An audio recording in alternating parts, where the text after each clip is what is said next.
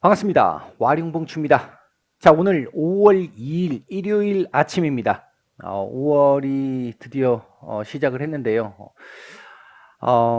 이번 주에는 이 공매도가 재개되는 상당히 이제 조금 이 변동성이 좀 커질 수 있는 기반이 될 수 있는 이벤트가 지금 시작이 되는데요.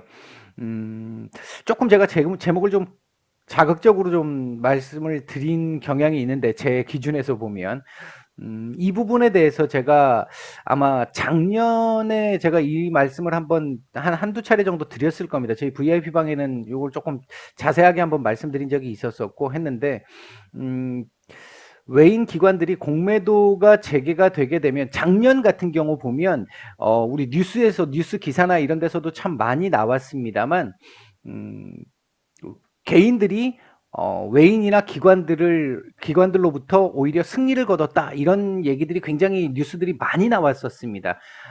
그동안 개인들이 한 번도 외인이나 기관들을 대상으로 해서 승리를 거뒀던 뭐 좀 이분법적으로 본다면 승리를 거뒀던 적이 한 번도 없었기 때문에 사실상 굉장히 큰 뉴스였었고 한동안 굉장히 많이 회자가 됐었습니다. 뭐 최근까지도 올해 초까지도 그런 얘기들이 있었었고요. 했는데 그 부분이 저는 아마 작년에도 제가 그 말씀을 드렸을 거예요. 이게 이 시간이 좀 지나고 나면 개인들의 자금이 결국 외인이나 기관들에게 다 녹기 쉬울 것이다. 결국은 좀 불리한 여건에 있을 것이다. 이런 말씀을 드렸는데 사실 그렇지 못했잖아요. 이제 그 부분이 이것 때문이었는데 이 공매도가 일단 재개가 된다라고 하면 경험이 많으신 투자자분들은 뭐 크게 문제가 안 되지 않을까, 잘 슬기롭게 극복해 나가시지 않을까, 크게 걱정스럽지는 않습니다. 다만 영향이 없을 수는 없을 겁니다. 예, 다만 이제 작년에 시작을 하셨던 많은 개인 투자자분들, 뭐 이 공매도의 영향을 한 번도 제대로 겪어보지 못하셨던 분들, 그러니까 과거의 패턴이라든지 이런 부분들을 경험해보지 못하신 분들, 최근에는 뭐 이제 그 올해 이 최근 뭐 한두 달 정도 상간 들어와서는 조금 그렇지 않을 수 있었습니다만 작년 같은 경우에 아유 사면 다 가는데 이거 뭐 이런 식의 주식이 좀 호락호락하다고 생각을 하셨던 분들, 이런 분들 같은 경우는 특히나 좀 더 조심을 하셔야 하는 공부를 좀 많이 해야 되는 구간입니다. 이제부터는 그 부분 때문에 이제 제가 조금 자극적으로 말씀을 드린 게 경험이 많지 않으신 분들, 공매도에 대한 경험이 없으신 분들 같은 경우는 최대한 공부를 좀 많이 하시면서 좀 보수적으로 보시라는 의미에서 제가 이런 표현을 좀 자극적으로 좀 쓴 거다라고 생각을 하시면 될 것 같습니다. 이번 주 시장 얘기 잠깐 드려보도록 하겠습니다. 자, 먼저 지난주 시장 상황을 보면요. 미국 같은 경우 조정을 보였잖아요. 아주 견조한 조정을 보였습니다. 차트상으로 놓고 봤었을 때 조정 아주 견조하고요. 나스닥 같은 경우에 이번 주 상승 가능성이 있었습니다만 상승을 하지는 못했어요. 윗꼬리는 달았습니다. 이제 제가 말씀드렸던 그 목표치는 달성을 했고요. 특히나 매일 아침에 제가 오전에 오전 시장에 대한 말씀을 드리면서 꼭 이제 미국 시장 얘기를 처음에 좀 드리잖아요. 그 부분 아마 보시면은 말씀드렸던 제가 오전에 다음날 미국 시장 얘기를 말씀을 드리는데 이제 그 흐름대로 움직여 왔다. 미국은 어떻게 보면 좀 정상적인 흐름으로 이제 제가 판단을 했을 때 제가 지금까지 공부를 해보고 알고 있었던 어떤 패턴 그 형태대로 잘 지금 이렇게 움직여 가고 있는 정상적인 흐름을 보였다라고 볼 수 있겠고요. 우리 시장 역시 그렇게 갔었어야 하는 부분들이 있었는데 지난주 뭐 엄청난 조정을 보였죠. 특히 코스닥을 중심으로 상당한 조정을 보였습니다. 이 부분이 아무래도 지난주 우리 시장은 제가 몇 차례 말씀을 드렸습니다만 공매도에 대한 영향이 상당히 컸던 걸로 보여집니다. 일단 지난주에 있었던 뭐 이슈 몇 가지들 보면요. 실적은 여전히 양호했고요. 경제 지표도 여전히 호조였습니다. 그러나 우리가 보통 얘기하는 어닝 서프라이즈를 기록했음에도 불구하고 상당수의 미국 기업들 같은 경우가 하락을 했습니다. 좋은 실적을 반영하고도 하락을 했습니다. 왜? 선반영돼 있다라는 시각이 굉장히 컸다라는 거죠. 지금 서프라이즈가 나왔는데 이게 지금 현재 많이 올라간 주가로 봤었을 때 합당한 거냐? 라고 봤었을 때, 뭐, 어느 정도 부합한다라고 봤던 기업들이나 아니면, 조금 과한데라고 생각했던 기업들 같은 경우 중심으로 해서 이 차익 물량이 많이 나왔었습니다.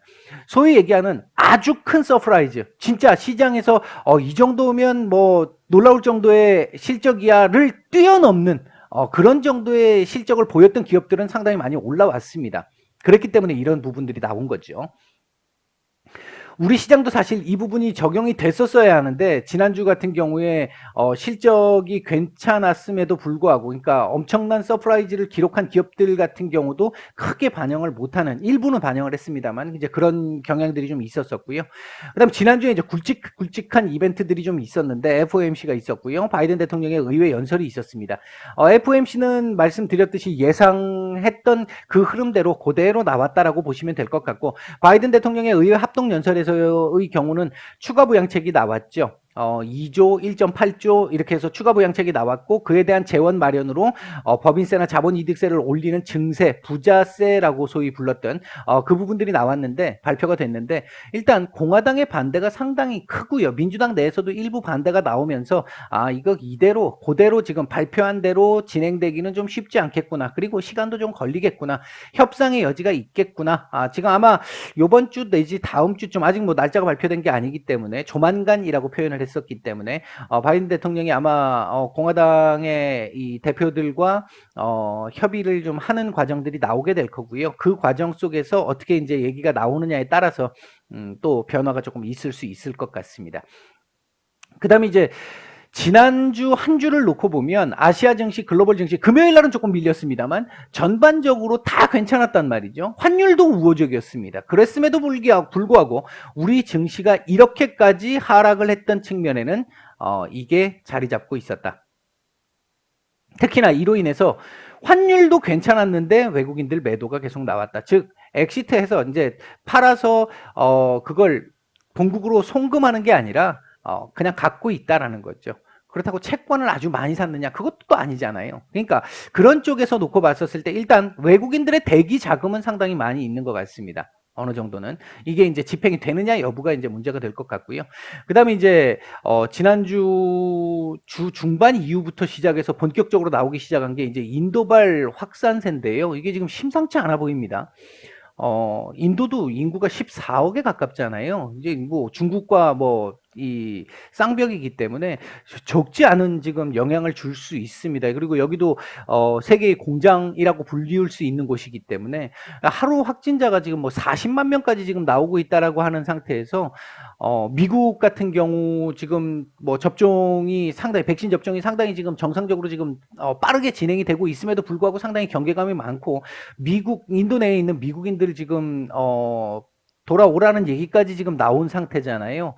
뭐 이스라엘 같은 경우 지금 세계에서 거의 유일하게 알려져 있는 이제 주요 국가들 중에서 유일하게 완전 지금 정상적인 일상생활을 하고 있는 국가 중에 하나인데 이스라엘조차도 지금 조금 경계심이 좀 커진 게 백신을 접종을 하고 나서도 4명 정도가 인도발 확진을 받은 걸로 지금 뭐 기사를 보니까 나와 있던데 오늘 아침 기사를 보니까요.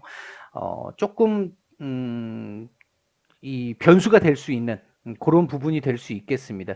이제 문제는 이렇게 됐을 때 이제 우리가 한번 좀 생각을 해봐야 될 부분이 있습니다. 이건 나중에 또 한번 제가 시간을 갖고 한번 분석을 좀 더 한 다음에 말씀을 좀 드려야 될 것 같은데 미국을 중심으로 한 소위 선진국들은 경제가 점점 정상화가 돼가고 있는데 신흥국들 같은 경우 아시아도 마찬가지고 남미 쪽도 마찬가지고 이쪽에 신흥국들 중심으로 해서 아직까지 정상화가 되지 못한다.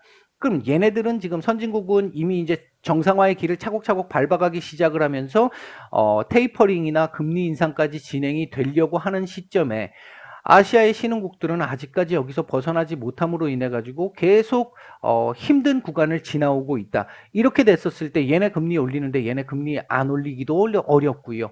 그렇다고 해서 올리자니 국내 이 경제가 문제가 될 수 있겠고요. 진퇴양난의 상태에 빠질 가능성도 지금 배제할 수 없습니다. 이게 같이 올라오고 같이 빠지고 이렇게 되면 문제가 안 되는데 오히려 신흥국 쪽에서 조금 유리하게 가주면 얘네가 불리한 여건에 있으니까 얘네들이 팬데믹으로부터 빨리 또 나온다라고 한다면 우리 경제 쪽에서 봤었을 때는 문제가 좀 덜할 수 있는데 얘네가 먼저 빠져나오게 되면 지금 뭐 소위 선진국이라고 하는 캐나다도 지금 테이퍼링이 시작된 상태잖아요. 이런 상태에서 미국이 만약에 테이퍼링 얘기가 뭐 지금 당장이 아니더라도 금년 말이 됐든 뭐 어느 시점이 됐더라도 테이퍼링 얘기가 나오기 시작을 했다라고 하는데 아시아에서는 아직까지도 이 일상생활이 제대로 재개가 되지 않는다. 팬데믹 상태로부터 벗어나지 못하고 있는 상태다. 이렇게 됐을 경우에는 이게 정말 미국 올리는데 안 올릴 수가 없습니다. 그래서 올리게 되면 국내 경제가 박살이 날 거 아니겠어요. 그러니까 안 올리고 버티고 있게 되면 외국인들 자금 다 빠져나가지 않습니까? 이제 이런 부분들 때문에 이제 조금 이 인도발 확산에 대해서 우리가 조금 고민을 좀 해서 봐야 되는 상황이다. 이제 좀 주시를 해야 한다. 그 부분을 좀 말씀을 드리겠고요. 이번 주 우리가 주목해야 될 이슈는 공매도 재개입니다. 역시나 이게 뭐 1번입니다. 1번이고 이제 이 부분이라고 제가 표현을 했고요. 여기서 이제 우리가 꾸준하게 제가 지난주였죠. 지난 목요일이었나요? 목요일 날 제가 한번 말씀을 드렸던 것 중에 여기서 이제 이거 말씀을 드렸던 게 있잖아요.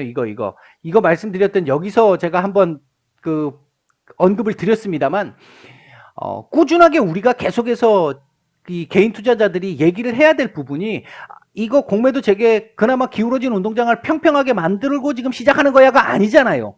아직도 기울어져 있잖아요. 특히나 제가 강조했던 부분 중에 하나가 오늘 뉴스에 나오던데요. 강조했던 부분 중에 하나가 이 기간입니다. 공매도 기간입니다. 개인 6개월인데 외국인 기관 뭐 무한정이잖아요. 제한이 없잖아요. 실시간 안 되는 것도 문제지만 이 두 가지는 계속해서 우리가 요구를 해야 하는 부분입니다. 외국인들도 2달로 묶어 놓으면 함부로 못 해요. 공매도를. 우리 지금 개인들 풀어놨다고 해가지고 개인들이 할 수 있는 게 얼마나 자유자재로 되겠습니까? 쉽지 않습니다. 2달입니다. 금방이거든요, 이거. 외국인들도 만약에 2달 안에 무조건 상환을 해야 돼. 그러면 지금처럼 이렇게 함부로 못 합니다. 이 부분 우리가 계속 요구를 해야 될 부분이라고 생각을 하고요. 그 다음에 이제 이 공매도 재개에 따라서 실적 발표에 따른 희비 가능성이 굉장히 이제 극단화될 수 있습니다. 양극화될 수 있습니다. 이래서 제가 서두에 공매도를 한 번도 안 해보신 이 경험을 안 해보신 그러니까 투자 기간이 짧으신 분들 조금 조심을 좀 하셔라, 공부를 좀 하셔라라고 말씀드렸던 게 이 실적 발표가 되고도 미국처럼 미끄러질 수도 있는 종목들이 나올 것이고요. 반면에 이번 실적이 뭐 그렇게 아주 큰 서프라이즈는 아닌데 주가가 올라가는 기업들이 있어요. 왜? 2분기, 3분기 계속 좋대! 이런 애들 있잖아요. 이제 그거 부분은 제가 지난 공매도 아까 보여드렸던 그 공매도 거기에서 섹터나 종목들에 대한 거 일부 몇 가지 정도는 소개를 해드렸어요. 추천 종목은 아닙니다. 근데 이제 그런 종목들이 있다라는 이제 사례를 한번 보시고 그런 식의 종목을 찾아보시라고. 그 다음에 이제 경제 지표, 이제 우리가 조금 주목해 봐야 될 부분이 있는데요. 기존에 다른 경제 지표들도 있습니다만 특히 이제 고용 관련한 지표. 왜? 연준이 지금까지 계속해서 얘기했던 부분은 고용의 질 격화와 양극화잖아요. 이제 이 부분, 아직까지 부족하다라는 부분과 함께 이제 이 부분이 얼마나 개선될 수 있느냐. 아직 물론 부족합니다. 전체적으로 놓고 보면 연구 실직에 가까운 사람들이 아직도 많아요. 많은데 이제 그 부분들이 경제가 점차적으로 정상화되면서 얼마나 올라올 수 있는지 부분 하나. 지금 지난주 같은 경우에 추세적으로는 계속해서 신규 실업수당 청구권자가 자꾸 줄고 있잖아요. 이제 내용적으로 놓고 봤었을 때 전체 실업자들이 아주 많이 줄거나 하지는 않았기 때문에 아직은 조금 덜합니다만 추세적인 측면을 말씀드리는 거고요. 또 하나는 양질의 일자리에서 사실 지금 일용직에 가까운 일자리로 많이 넘어간 게 있는데 이런 부분들이 이제 얼마나 조금 다시 양질의 일자리로 복귀가 되느냐 이 부분을 중심으로 봐야 된다라는 겁니다. 이제 고용지표 중심으로 봤었을 때 왜 그게 결국은 연준이 테이퍼링 금리 인상을 하는지 마는지에 대한 핵심 포커스가 될 수 있기 때문입니다. 지금까지 파월 의장이 얘기했던 부분도 그렇고 연준이 지금까지 얘기했던 부분의 핵심이기 때문에 이제 그 부분이고요. 그 다음에 이제 인도의 앞에서 말씀드렸던 인도발 확산 이게 얼마나 더 확산이 될 것이냐 아니면 조금 잡힐 것이냐 이제 그 부분에 따라서 영향을 조금 받을 수도 있을 것 같습니다.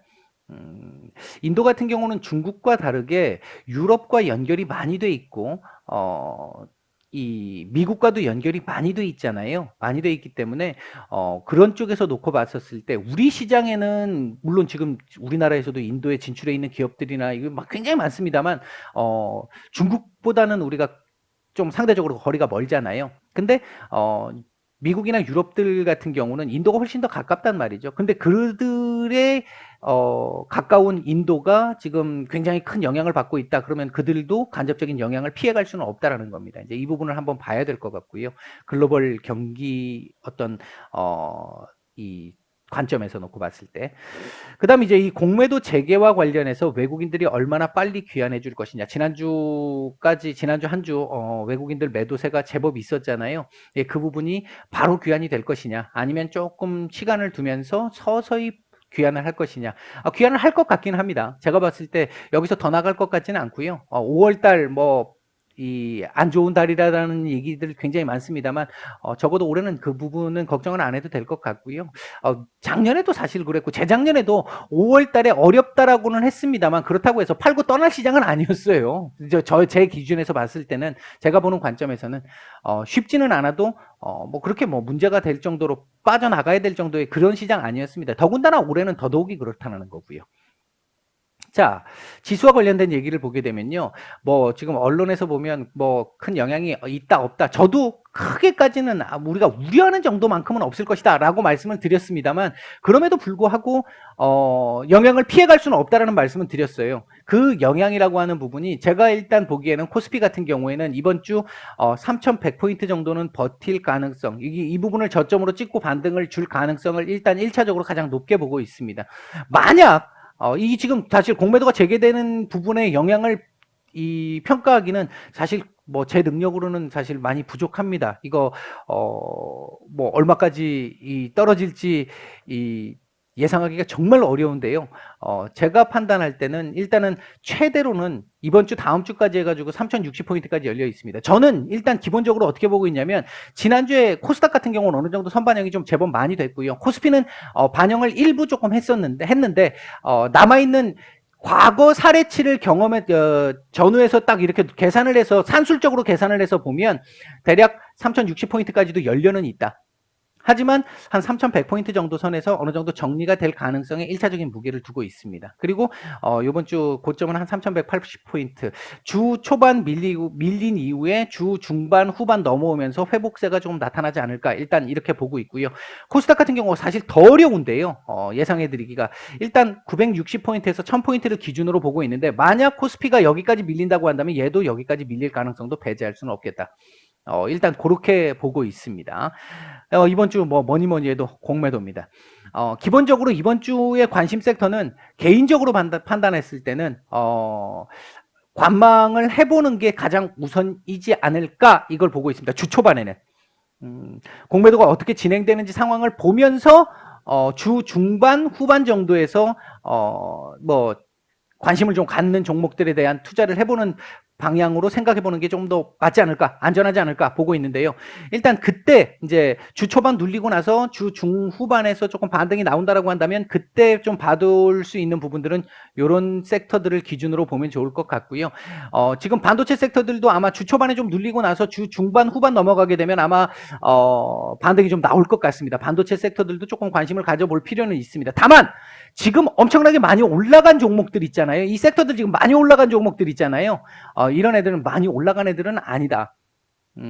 얘네들이 만약에 주 초반에 좀 많이 눌려줬다, 상대적으로 많이 눌렸다, 그러면 볼 수 있겠죠. 하지만 그게 아니라고 한다면 이미 조금 많이 눌려있는, 기존에 눌려있었던 많이 못 올라온 종목들, 그런 종목들을 중심으로 보는 게 조금 더 안전하지 않을까. 반도체 역시 마찬가지일 겁니다. 일단 그렇게 보고 있는데, 이번 주 공매도 재개가 어떤 시장에 어떤 정도의 영향을 줄지 그 부분은 조금 더 지켜봐야 될 것 같고요. 제가 봤을 때 지난주에 일정 정도 선반영을 했기 때문에 보통 2주에서 4주를 봤는데 그거보다는 확실히 좀 당겨지지 않을까. 빠르면 다음 주 한 주 안에 조금 이 영향으로부터, 공매도의 영향으로부터 벗어날 가능성을 보고 있다. 이런 정도로 정리를 해드리고 마감하겠습니다. 남은 휴일 잘 보내시고요. 내일 뵙겠습니다. 마치겠습니다.